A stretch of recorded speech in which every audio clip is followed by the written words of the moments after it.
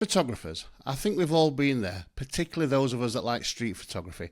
You're scouring around the place looking for something interesting to photograph in a city and you come across a homeless person. Now, straight away I'm thinking, should I, shouldn't I? What's the right and wrongs here? It looks like a great photo, it's a great photo opportunity, but I always feel, and I've always felt for the last decade or so that I've been stumbling across homeless people. Should I really be taking this picture? And it's a bit of a moral dilemma, and so much of a moral dilemma that I've never done anything with the 10 years worth of pictures that I've got of the homeless. So I thought today we'd have a good talk about that and see what kind of conclusions we can come to. Is it morally and ethically right to photograph the homeless? Are we exploiting them? Is it just art? Let's get into it.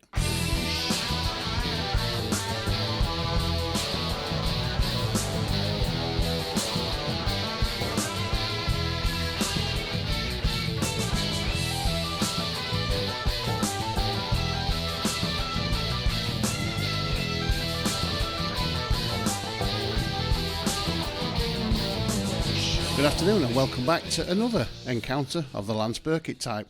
We're in the late 30s now, aren't we? Can you believe I got this far? If we got this far and you're still listening to me, kudos to you. I mean, hats off to you. Some of my longer term students might say you're a very, very brave person to still be here listening to me waffle on after all these episodes. But hey, still here, hanging on in there. We've been going for over a year now. Podcast changed a little bit in terms of kind of how it's produced, although I reminded myself coming here today I still nearly always forget to switch something on and have to stop and start and all that kind of bullshitty caper, because it is just me. I don't have a production crew standing around. There's no script editor, there's no lighting guy, there's no key grip, it's just me, which is great because it means I can do it very cheaply, but in trying to make it look good, sound good, I often make mistakes. So bear with me. But it's pretty much, that's the same. I mean, it is the same from day one. If you look back at the very first one I did, when I didn't even know what I was doing, I think I introduced it by saying, what is this? I'm still not sure today. I know exactly what it is. But then I was just using, I think, one big light and no kind of light set or anything, just a wall. And I didn't even have a decent mic stand. I was just using a crappy old 10 quid mic stand I had kicking about. Because I wasn't sure what I was going to do with the podcast, whether it just be a short-term rant or a longer-term thing, but it's turned into kind of nice, kind of bit of therapy for me and a little bit of information for you guys. So, but I still come in, set up, make a mistake, have to stop, start again every time, nailed on, guaranteed. So anyway, enough about that. Let's get back to today's topic, and that is kind of the ethics and moral dilemma photographers face when specifically photographing the homeless. And the reason I thought about this topic is because we come across, particularly street photography or events or wherever you've got. In fact, I'll talk about what made me think about this, actually. Me and Kirsty, that is, we took our dogs for a week's holiday last week to a place called Whitby on the North Yorkshire coast in the UK. For those of you not in the UK, it's kind of like the Costa del Sol of Yorkshire. Lovely coastline. We thought we'll go for we went for 5 days, but we came back after 4. We'll take the dogs for a holiday, not realising that we've not really acclimatised our dogs to that thing called walking. So they don't walk very well in company. Well, they actually walk very well, but they walk that well that we can't keep up with them. They're pulling and all that other stuff. So what's supposed to be 5 days of excitement to enjoy with the dogs ended up being 4 days because we came home knackered, worn out, and we just couldn't take it anymore. But it was still nice. There were periods of really, really nice enjoyment in there, shall we say. And while we were there, we did a lot of walking up and down the beach with the dogs. Dogs loved it. Clover, she behaved, so she's allowed off the lead, and she was going off for a swim. Paddy doesn't behave at all, so he had to stay on the lead mostly, because if he sees anything, he's gone. And my Linford Kirsty days are behind me, so I can't keep up with him if he decides to run off.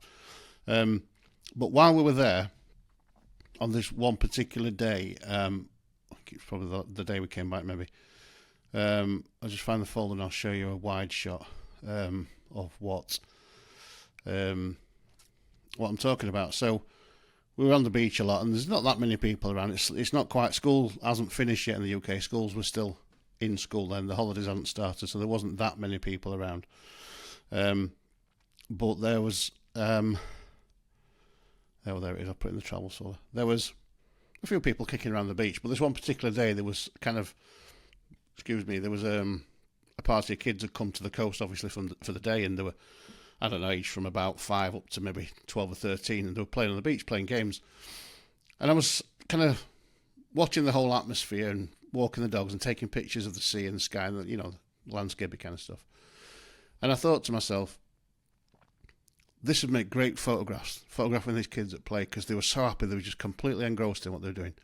It would have made for great photographs, either for the school they come from, or just for them, for the parents, or for, I don't know, let's say if you got the job through an advertising agent, making an ad for Jet or whatever it might be. But I was there on my camera and I thought, I self-censored myself, and it's something I don't very often do, and I censored myself because I immediately think people are going to think, what the fuck's that guy with a camera doing, photographing kids? And it's a ludicrous thing to have to think, isn't it? Because all I was thinking was these would be great pictures for everybody to look at. These kids having a great time. Playing football, playing squash, playing tig, all that stuff. And I thought, creatively, it would make some great pictures. But I stopped myself from doing it because of that. Now, ethically, morally, you can argue the toss all day as to whether that's right or wrong to do it. What I didn't want to do is put myself in a situation where I got tagged or got accused or any of those other things, which often happens even when you're with your own kids in a park and you get a camera out. People look, oh, pedo, that mentality. So I stopped myself from doing it, and it made me feel sad that we live in a world where we automatically assume somebody with a camera might be a bad one. And I guess you could argue, couldn't you? Somebody might say, well, what do you want to put loads of photos of kids for? But that's their mentality, not mine. My mentality is, these kids are kids, yes, but they're just humans. They're along with parents and carers. I'm a parent and a carer. I'm DBS checked up to the hilt for all that's worth. But I'm not thinking in those terms. I'm not thinking in nefarious terms. I'm just thinking these would make really good creative photographs. Probably could have even got the dogs involved. It would have been great. But I stopped myself because I'm long enough in the tooth to understand what could happen if I would have gone, even if I'd have gone and said to the parents or the teachers, well, could I take some pictures? It's great. But it just made me think, we've got to, rightly or wrongly, we look at things in a strange way, particularly in the UK. But there's people with mobile phones everywhere doing it, and nobody tends to bat an eyelid at that. There were people there with them taking pictures on their phones. But anyway, so linking that to the homeless thing, I will in a minute, I promise. So as we were walking back up the hill, I took some wide shots of the bay, and I don't even know if I edited them. I probably didn't. I might not even be able to. If I can't quickly find them, I'll put it in on the edit. But I took a wide shot, and the kids, I think, are in the wide shot, that you can't really see that they're kids, but they're there. But it's just a wide shot of the beach. Oh no, that was they were filming an advert while we were there, which, strangely enough, cameras all over the place. I don't know if this was the same day. Yeah, you can see them there in the distance. There's the kids playing and having a great time. So, no real ethical, moral dilemma on that shot, because it's a shot of the coast and kids just happen to be in it. Can't identify anybody. There's no shots that you wouldn't really want to be in there. There's nothing people can construe from it, but they're in the shot. And the only difference is distance, I guess. But I self-censored myself then, and that kind of experience reminded me that over the last, 10, 12 years, I haven't purposely photographed the homeless. I've never gone out purposely to go, oh, there's some homeless people, I'm going to photograph them. That's never been my bag. But when me and Kirsty have been in cities, and I've been taking pictures of the cities, I've always come across homeless people. And some, as it turns out, aren't homeless and are just kind of like swinging the lead. But it made me think, maybe I should do a podcast about the ethics and morality, that word, about photographing the homeless on the street, because although I've got a lot of pictures of the homeless and I've taken a lot of pictures of the homeless, I've never done anything with them. Now, I always had this kind of like, I don't know how to put it, I've always had an idea that I might, started off thinking, I'm collecting all these pictures, I'm doing street photography. Every city, every place we go to, I take my camera, I'll do street photography because I love it, as you know. But there's always homeless people there. So every city I've been in, every town probably I've been in the last 10, 12 years, I've photographed somebody homeless. Not intentionally, just come across them, took the picture. More often than not, I do it kind of from the hip like I always do. I don't go up and ask them, although I did on one occasion, and I'll talk about that in a sec. Two occasions, actually, if I count a recent occasion. But mostly it's just me taking pictures of the situation I come across. If I see a handbag on the floor, stop and take a picture of it. If I see a homeless person, I won't go up and get in their face and go, how'd you get here, mate? I'll just take a discreet picture as I pass in my kind of style. Two reasons for that. One, as you know, I'm a yellow belly street photographer. I don't have the balls to go up to people. But two, I don't want to upset them. I don't want to ruin their day. So then that kind of leads back, doesn't it, to, well, what's the point in taking a fucking picture then, dipshit, if you're not going to do anything with it, if you don't want to, like, have that interaction, what you're doing. So my kind of justification over the years is, well, at some point I'm going to do an exhibition, or I'm going to do a book, or I'm going to make a documentary or something and stick all these pictures in it and go, look how fucking great Lance is. But that's kind of sat in my brain for years and years and years, and to the point where I've never done anything with it, and I probably never will, because I find it difficult to get past that exploitation of them. So I might justify it by going, I'm going to do an exhibition of these homeless people I photographed in cities. I don't know the names. I don't know if they're still homeless. I don't know if they're still alive. I don't know who they are, but I'm not going to exploit them, because anything I make out of this exhibition, I'm going to give it to the homeless. And I've thought about that a lot over the years. But what the fuck is that? What is that? Let's say I do an exhibition in Rotherham and I go, these are the pictures I've photographed of people in Rotherham and Sheffield, Doncaster, homeless in the last decade. Aren't I fucking great? Aren't I a good photographer?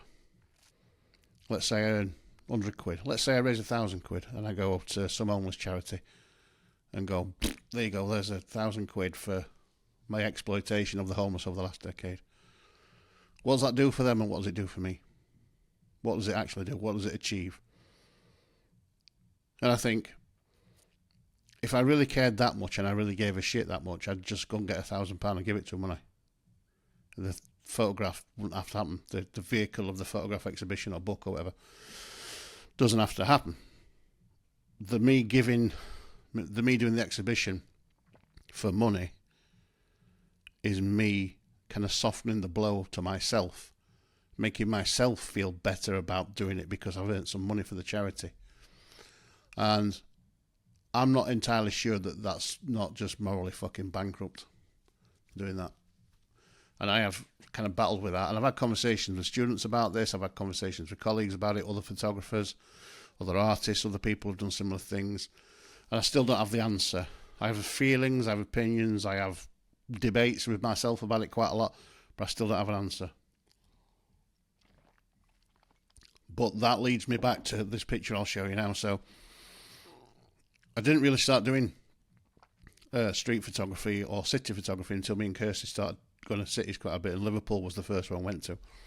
Coincidentally, the first year after we started doing that, I started my master's degree, and while I was doing the first bit of my master's degree, I was kind of figuring out what my project was going to be, and I decided quite early on I was not going to shoot it on digital. I was going to relearn film and shoot everything on film, A, to get myself to a point where I was good at it again, but B, because it's so much more difficult and it might make me think a bit. So I had a Pentax K1000, a couple of rolls of Tri-X film, and went out into Sheffield, which is quite close to where I live in Rotherham, and had a walk around the town, city, and come across a few homeless people while I was out and about there. But one person I did come across, which kind of, it was a strange feeling situation.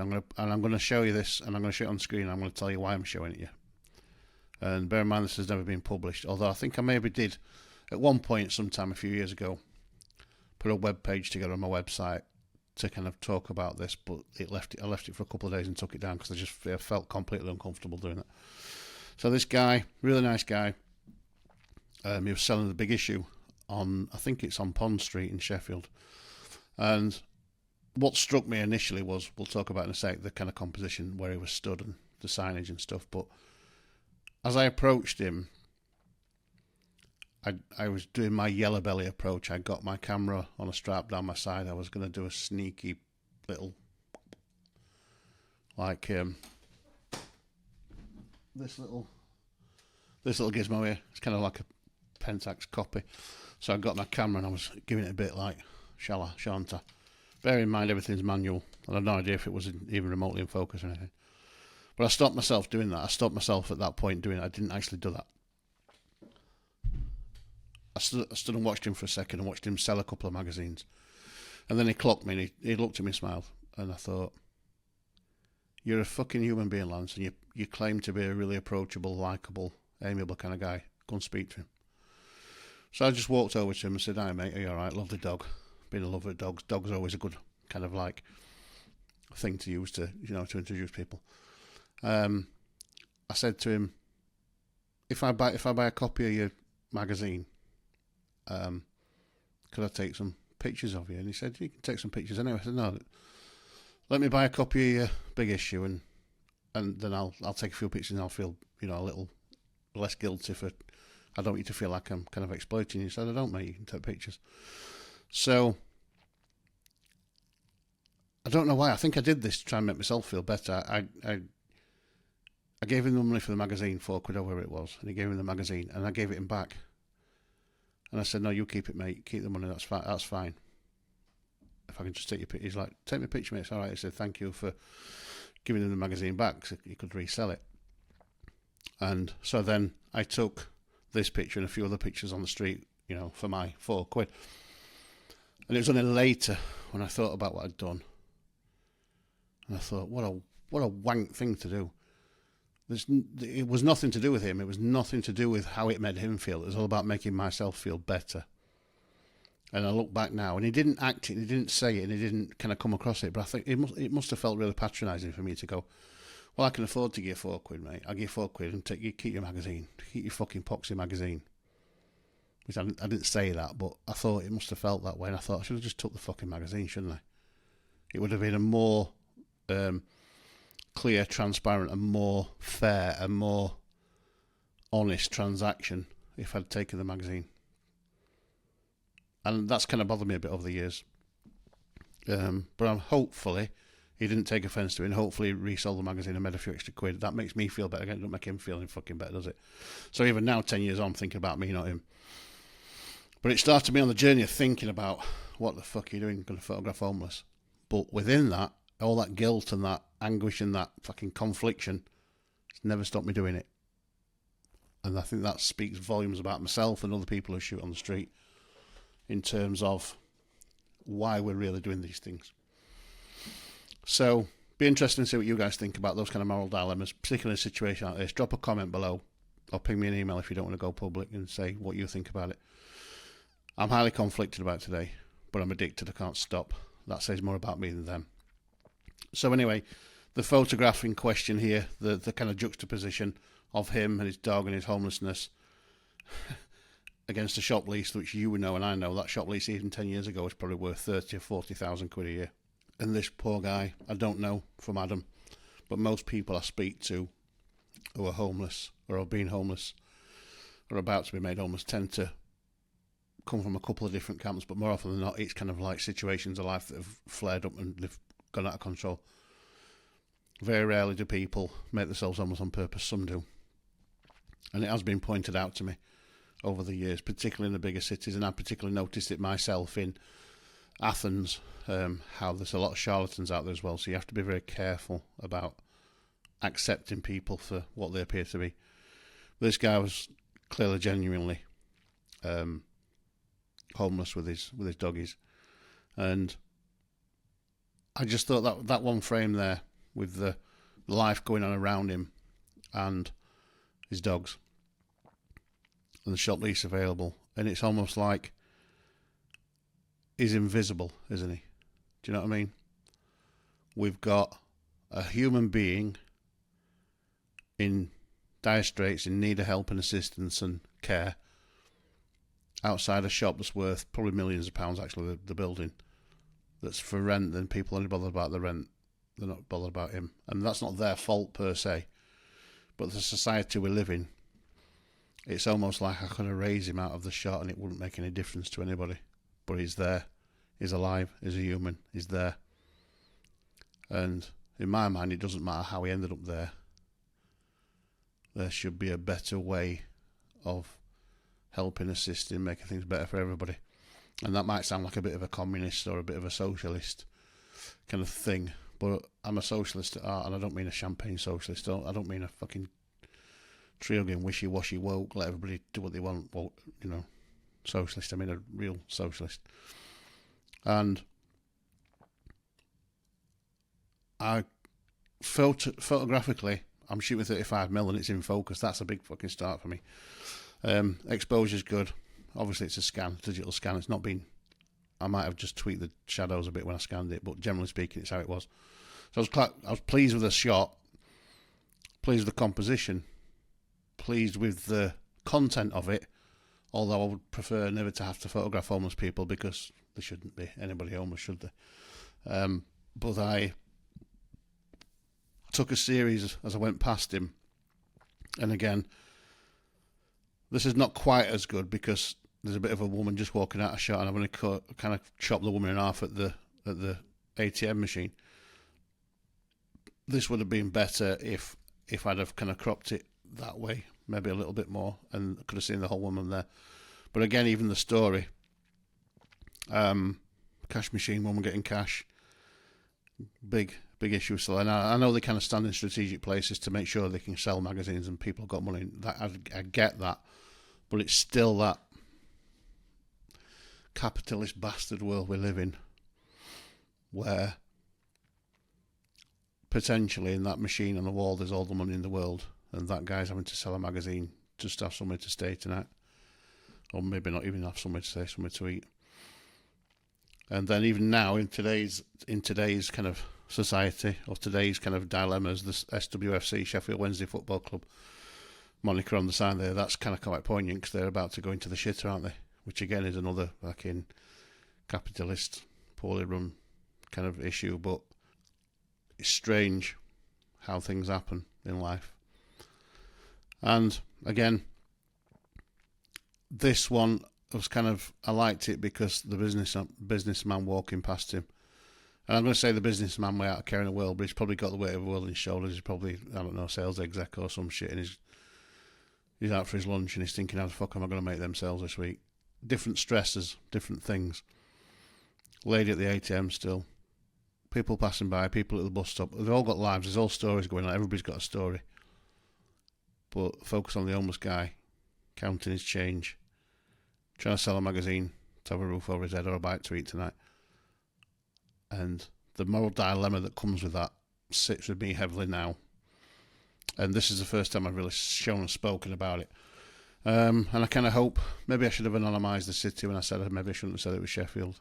Maybe I'll do that for the rest. But it's difficult for me to show and talk about because I have that conflicted feeling of exploitation. My desire is not to exploit anybody. My desire is to show the world that this shit happens, and this shit's in every city through, I hope, a decent photograph of it, not just a...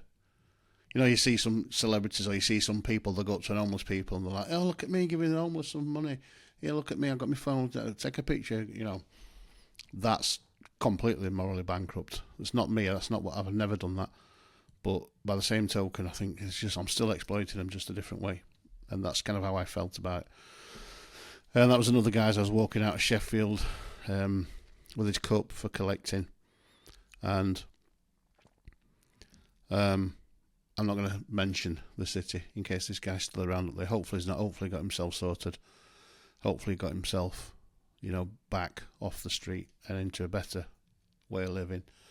But this was 2015-ish, I think, around Christmas time, and I only took this one shot, and you can tell it's a rushed shot because it's slightly blurred, and that's not because of the shutter speed or because the camera wasn't working. It's because I wasn't quite in focus and I was moving. And as soon as he saw me take the picture, he went fucking ballistic at me. Started shouting abuse at me and Kirsty, and we kind of like hurried off pretty quickly. And I felt bad about it, but at the same time I was glad I got the shot because he was a real interesting character who's clearly got a story, who's clearly, in some kind of distress. And he's got the prick like me taking his photograph without speaking to him, without offering him anything. But does that make any difference? Should I have photographed him? And sometimes I fall back on that, but there's cameras everywhere, and there is. And there was 2 or 3 cameras looking at him from the buildings opposite and whatever. But is that the same? It's a device taking pictures of people without their permission. We have to suck it up, don't we? Is that any different? Is that different to me getting another device and taking a picture for my own benefit, my own ego, whatever it is? I'm not so sure it is any different, but still, that guy made me know that he wasn't happy I'd taken his pictures and he was abusing, I'll make you fucking delete them and all that. So I didn't confront him, I didn't turn around, I just walked off. Let him have his rant and thought better of it. And again, you know, as I'm passing through cities, I'm noticing things. It can get quite depressing if I sat and went through these as a kind of piece of work. I think I've been completely depressed about it, because over the 10 or 12 years I've been doing it, I've seen it in some cities get progressively worse.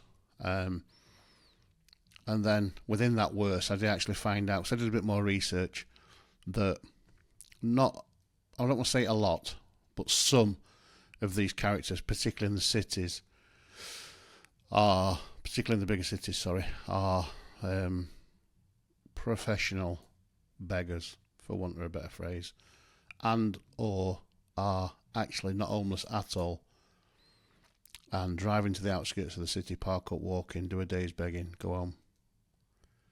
So that, for me, that is worse than anything I could ever do with my camera.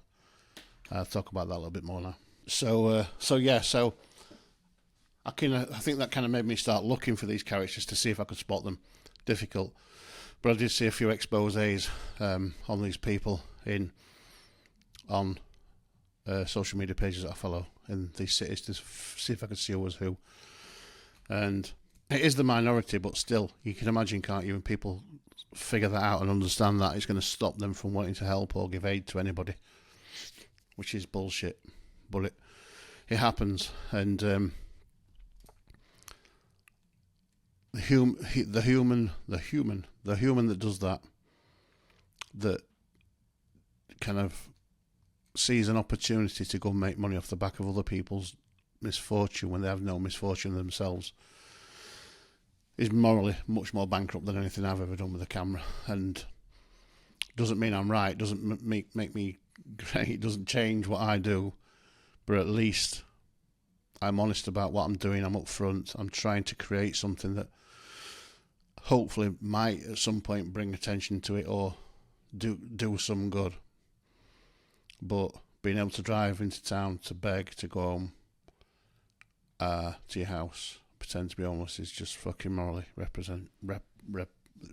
shit. So you can see as I'm walking around cities, some things strike you sometimes, like this one, this kind of homemade tent, the never give up thing. I don't know if somebody had written that on there as they were passing, or whether the person in there had written it, but it's quite poignant, isn't it? It does make you think, fuck, how did I get here? How did they get there? How did they end up there? This was kind of like before the time when the stories started coming out that cities were going to start putting spikes up where people were laying at night, and that's the kind of fucking shit that makes me completely embarrassed to be a human, that we've got people at City Hall. How can we deal with the homeless problem? Well, instead of rehabilitating them, getting them help with their issues, finding them somewhere to live and support, doing it properly, let's just put some fucking spikes up on the places where they try and sleep. That'll fucking keep them out, won't it? Because you see, governments, local councils, people, do-gooders, really don't care. They care about having their ego stroked and about making sure they're all right. And they virtue signal everything else. And I'm not saying that everybody works with the homeless or the less fortunate is like that, but a lot of them are, particularly at council and above level. And if you're in a situation where you can help and your only kind of solution is to make it too uncomfortable for people to go there so they fuck off and don't put a stain in your city, then you're an horrible bastard. And I would argue you should be nowhere near that position. And I have seen those things as I've gone around the country and countries. Things put in place just to stop people having somewhere to stay at night. And I know what it is. It's a quick fix, and it's a get them to shift so it looks better there. But what does that do for anybody? What does it do for anybody? Just destroys that person or those people even more. That guy looks like he's looking at me, but he's not. He was looking at somebody who's just gone past me. It's, doorways, overhangs, bins, cardboard's a lifesaver. Again, I'm flying past, I'm not stopping to kind of, probably a little bit of me is chicken. I don't want people seeing me doing it, but the other part of me is I don't want people feeling like I'm exploiting them. And this person wasn't there, whoever's this little abode is, but could have seen me doing that. So I try to be quite fleeting if I can. A little bit to protect myself, but more to protect them from feeling exploited. But that's somebody's home. When you think about it, that's somebody's home. And they always say on their home is where their heart is. And I wonder how much heart there is there. It's pretty grim. And again, I mean, this one is a kind of the juxtaposition. I hate that fucking word, but it fits, doesn't it? Someone's made a home in the doorway of this big, stately building, which has probably got 300 rooms in it, heating, light, water, food. Probably empty. It's probably not even used. And this poor person or persons have made a camp on the front door. I just think that's quite a poignant kind of statement, isn't it, about the world we live in. The haves and the have-nots. The I'm up here and fuck you down there, Jack kind of mentality. And those people who are on that building or in that building might be quite nice people. I don't know. But as a society, we've got it wrong. We're arse about it, aren't we? We're just rubbish.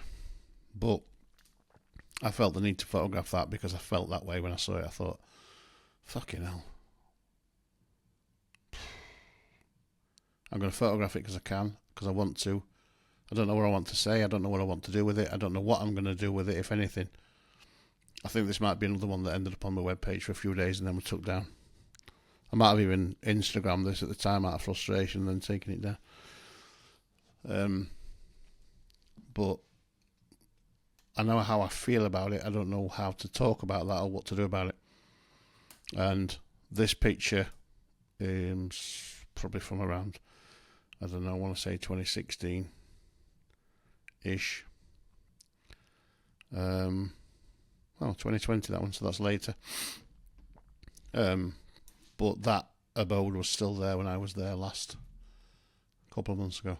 So they're still utilising that same space. This one is so well organised, it's got a mattress, look. I'm joking. But can you imagine? That's what your life is.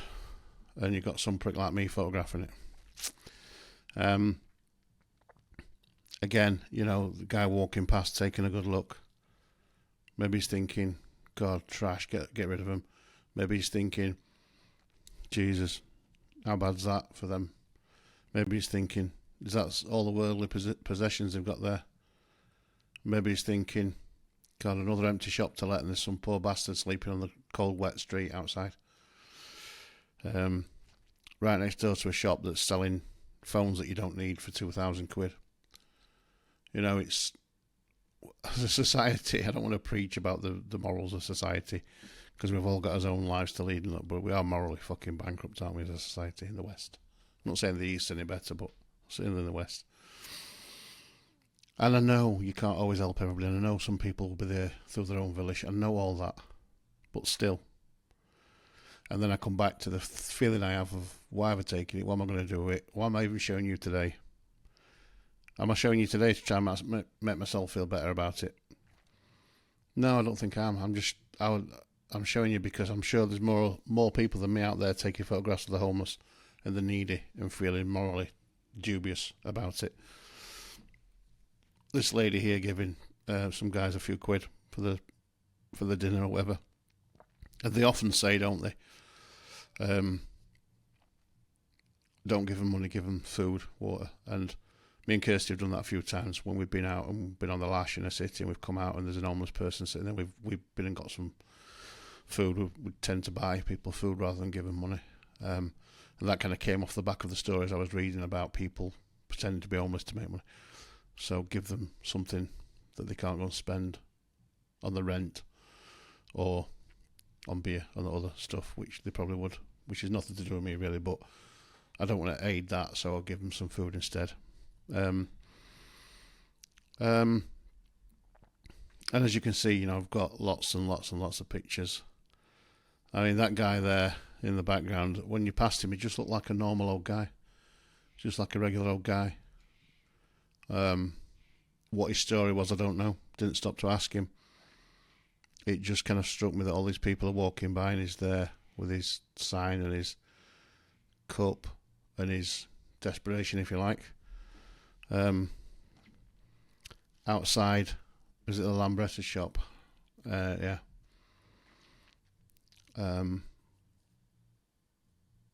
It's just difficult, isn't it? It's difficult for me to talk about it, actually. I'm looking through them. I don't feel particularly good about showing these. I don't feel particularly good about having taken them, but I can't not take them. I see it, I take it, I think about it. I go to bed that night, I think about it. I don't do anything with them. I'm showing you now, I'm thinking about it. But I'm not going to stop, because at some point, I'm hopeful I'm going to figure out what to do with them. Maybe you guys in the comments or in emails can give me an idea as to what the fuck to do with these. What should I do with my documentation of homelessness? What could I do? What could I do that would only be positive for me and for them? Should I start, when I see somebody homeless, take the picture, give them money, thank them, to help them? Should I take the picture and write a book?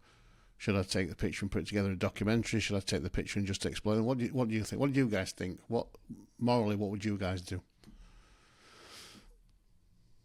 I'm not doing anything illegal, photographing them, but I don't even care about the legalities. It's the human issue, the human part of it that I care about.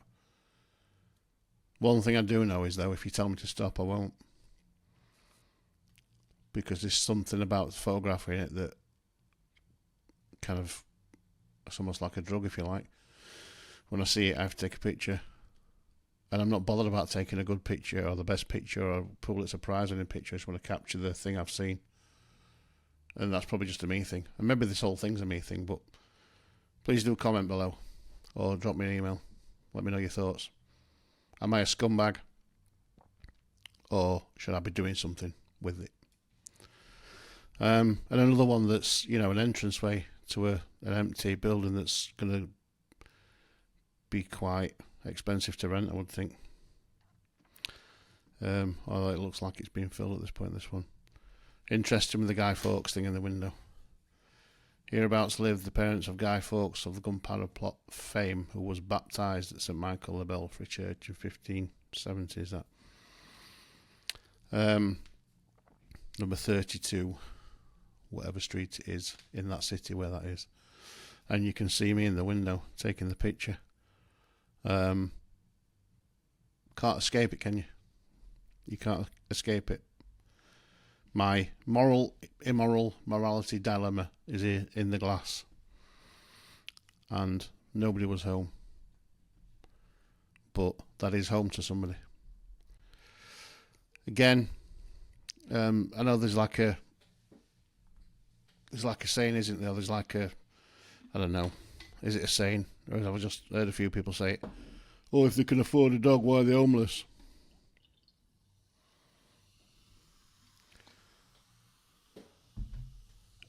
Have you ever owned a dog? Have you ever had a dog for companionship?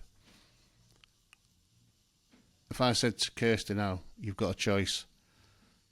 You can either keep the house or keep the dogs. I know which one she'd choose. And she won't be choosing me either. So, I think it's kind of bullshit, really. If you can afford a dog, you can afford to rent somewhere. Get rid of your dog. Nah, fuck off. That might be a lifeline. That dog's owner will be a lifeline for that dog. In fact, to be honest with you, I'm more inclined to give something to people who've got a fucking dog than just a human. We digress. So it goes on and on and on and on and on, and you do get people like this lady here who were kind of potentially disabled. I don't know, she was just there, didn't speak to her. I actually took this from pretty much from the hotel we were staying in, just outside, and some really interesting reflections on the young girl in the window looking at her. There's a guy up here on the right hand side waiting for his food or whatever it is getting there, and this line of people here just always, it's quite a nice photo in that respect. There's a lot going on alongside the homeless person on the floor there, using a seat pillow as a head pillow. In the middle of a city on a normal day, Tuesday, Wednesday, whatever it was, early morning, kid looking at her probably thinking, why is that lady laying on the floor there? Kids don't understand, do they? You know, it would be better if they'd let us stay kids forever. Because the time you've been through the 20 years of indoctrination that you get at school, you come out the other side with all your hopes, dreams and thinking capability battered out of you, don't you? Kids are brilliant. Kids' brains are brilliant. If you could pop your kid brain in your head for 10 minutes, you'd fucking love it. You'd never want to give it back. Same street, opposite side of the road, I think. Again, woman racing past, person sleeping in the doorway, mad busy city centre. Black and white always looks more poignant, does it? Always makes you think more, makes you search for things more than the colour. Colour's a bit obvious. Juxtapositions are easy to find, they're everywhere. But again, I'm in the picture. Other people in the picture as well, if you look, but I'm in the picture. Another shop, another doorway, another city. Interesting couple of guys outside the church. Often you do find homeless people in and around churches, which again causes me a bit of dismay, because in one of my favourite cities there's a massive cathedral, and that cathedral could probably hold, I don't know, 20 housing estates in it. It's that fucking big. And it's just a big empty shell full of nothing other than the odd person worshipping. And I'm pretty sure that whatever religion you're in or you're aligned to, you don't need that much opulence when there are people without houses. And I don't just mean homeless people, I mean families waiting for houses. But it's another those on the hill kind of scenario, isn't it? Looking down at everybody else. We'll have this big massive building up here full of nothing, while you guys can run around in the streets. So that kind of balls me off a little bit when I see that. In fact, it balls me off a lot when I see that. Particularly as I think religions proclaim to be there for people as a saviour, as a place of safety. But the doors are shut, mate. Get on the street. So I'm not going to go through that many. I mean, doesn't matter where you go, what city, which country, which continent. I've seen it in all places I've been. And it doesn't get any prettier wherever you go. It just gets worse. And difficulty in finding truth in all this is part, I think, why I take photographs of it. I'm not going to dwell on that guy because he wasn't in good shape, and I don't know whether it was the spice or whatever it was, but he was clearly off his meds or on his meds of some description. And, you know, I don't do any of this to make myself look good. Like I said to you, some of these are not even good photographs. And by good photographs, I mean they're not like all perfectly in focus, perfectly framed, perfectly sharp, perfectly cut. None of that. They're just captures. They're just me capturing that second quickly, so I don't get into a conflab or a confrontation, and so I don't make somebody feel exploited. That's my way of dealing with it on the ground when I'm doing it. Whether that's the right or wrong way, I don't fucking know. I don't know everything. Hence why I'm asking you guys for a bit of your thoughts. How should it be approached? What is the best way to do all this?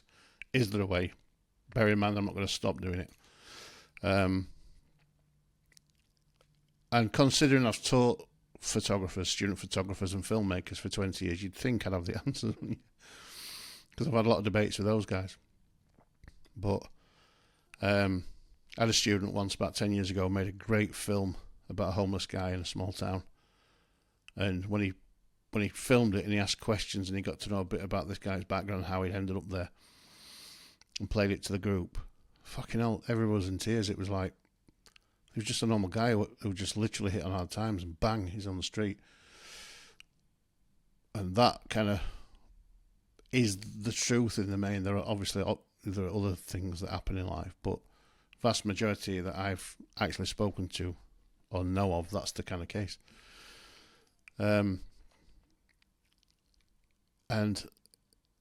that guy was quite happy to tell his story. He didn't want paying for it. He just is happy to tell his story so people could understand a bit more, I think, about how it's not always your own fault that you end up there.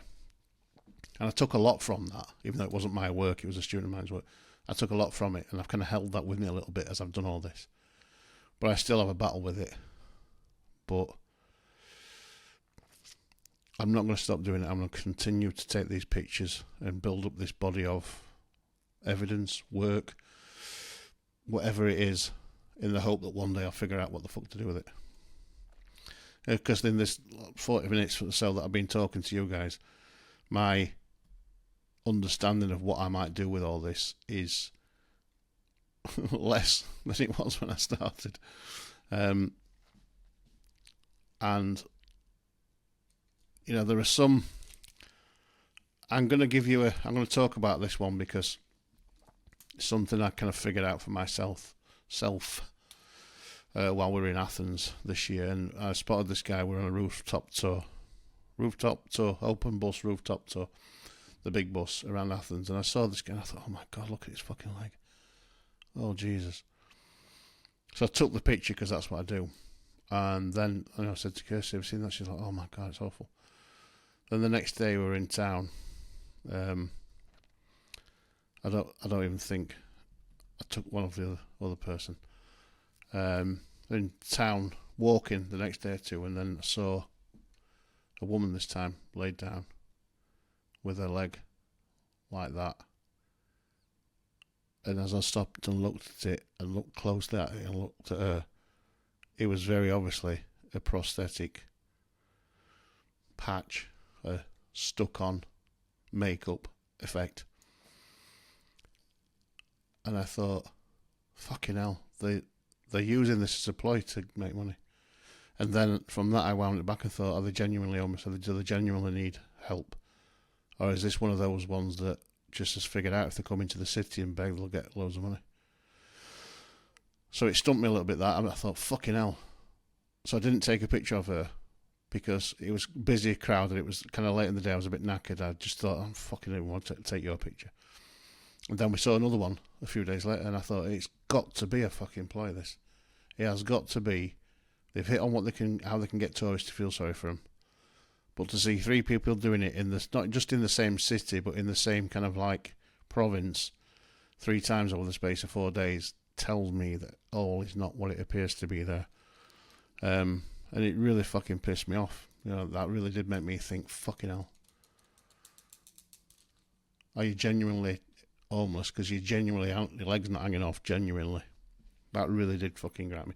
And there's probably some of you watching this going, you naive fuck. Have you never seen that before? It happens all the time. It probably does.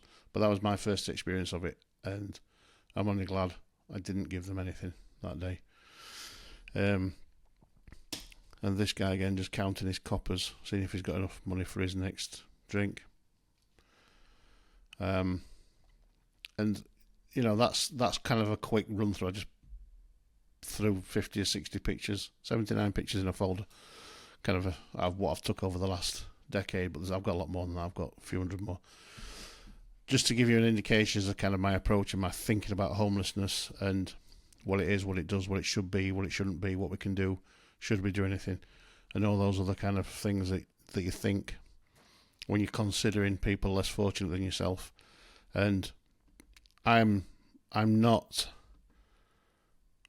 I'm not here to virtue signal. I'm not here to go, woe is me, or any of that stuff. But having been homeless a couple of times in my life, luckily, touch wood, I've never had to live on the street, but I've actually been homeless a few times in my life, and had to depend on people.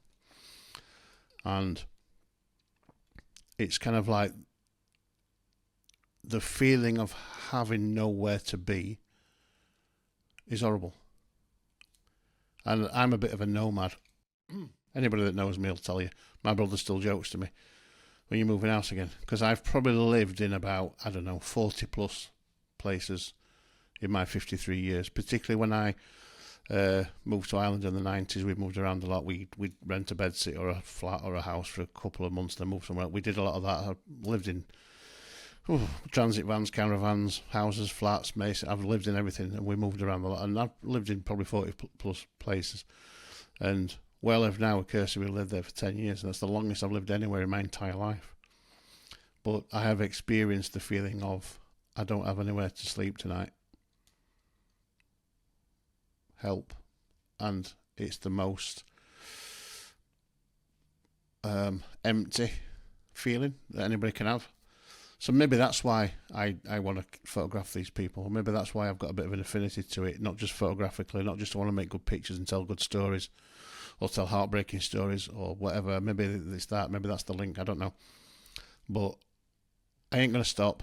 I would just like to figure out what the fuck to do with them, where to put them, how to put them, what to do. I'm not particularly interested in making any money from them. Never been interested in making money from other people's misfortunes. Celebrate them is not the right word. I think I'd like people to look at them, talk about the realities of homelessness a bit more, and not just pay lip service to it, not just go, oh, when it comes on the telly once every blue moon, or not walk past people in the street like they got leprosy because they might be sitting there unwashed in need of help. I don't know. I'm kind of at a loss as to know what, why and how and where, so please feel free to comment. If you think I'm a bit of a twat for doing it, say that. If you think I'm great for doing it, I should do this with it, please tell me that, because I don't know. And I'll probably end up with another 10 years of pictures like that with nothing done with them, because I don't quite know what to do with them. But anyway, that's it from me today on the issue of homelessness and photographing the homeless around the world, not just in the UK. And I hope you've enjoyed listening to me. I hope you've kind of got a bit of something from that. I hope some of you have got some bloody answers for me, because I need them. But it's a dilemma, isn't it? It's a big, juicy dilemma that's not difficult, not an easy one to kind of get around. It's a difficult subject to manage to deal with and to do. But hopefully, between us, we can come up with the solutions, because that's what this podcast is all about: finding solutions to problems, celebrating photography, celebrating the good, the bad, the indifferent, coming to conclusions, getting better, getting on, moving forward, keeping on trucking, and all those other fantastic sayings I like to use. So anyway, if you stay with me this long, thank you very much. It's very, very appreciated that you're still here.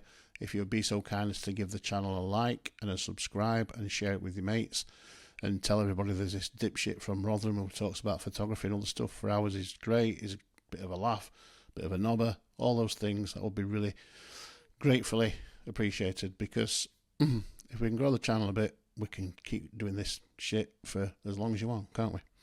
Anyway, that's it from me today. I shall catch you all very soon.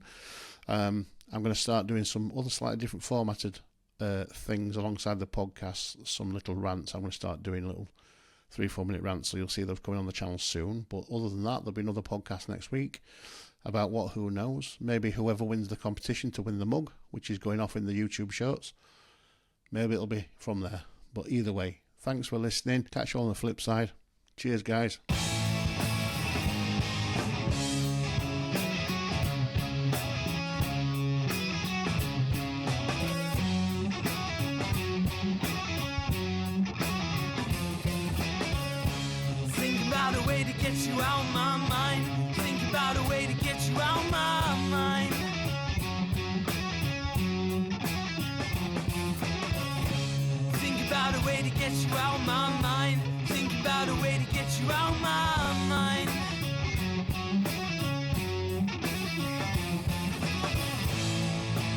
You won't believe, yeah. get you out my life. No, no.